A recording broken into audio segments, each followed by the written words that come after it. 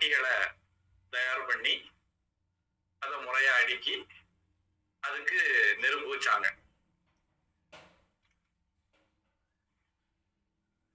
திருநீர் தயாரிக்கிறதுக்காண்டி.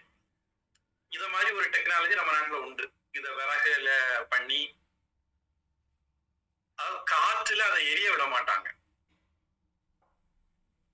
அது அப்படியே வெளியே இருந்து ஆக்சிஜன் கிடைக்காம அதே சமயம் உள்ளுக்குள்ள இருந்து நீருங்கிறதால அதுக்கு நீருன்னே பேரு போட்டிருப்பாங்க. இப்படி மரக்கட்டைகளை நீட்ட முடியும், தாத்துக்களை நீட்ட முடியும். ஏன்னா வெளியே உள்ள ஆக்சிஜன் கலந்து அது எரிஞ்சிட்டதுன்னா அது ஆக்சைடா மாறிடும். இரும்பு ஆக்சைடு, ஃபெர ஆக்சைடு,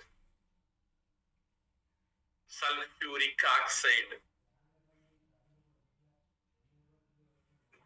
இத மாதிரி தங்கத்தினுடைய ஆக்சைடு, காப்பருடைய ஆக்சைடு, வெள்ளியுடைய ஆக்சைடு எல்லாம் மாறிடும். அப்படி மாற விடக்கூடாது. இது ஒரு பெரிய டெக்னாலஜி. நமக்கு பரம்பரையா வந்தது, நம்ம கையில வந்தது, நமக்கு அதுக்கு ஒரு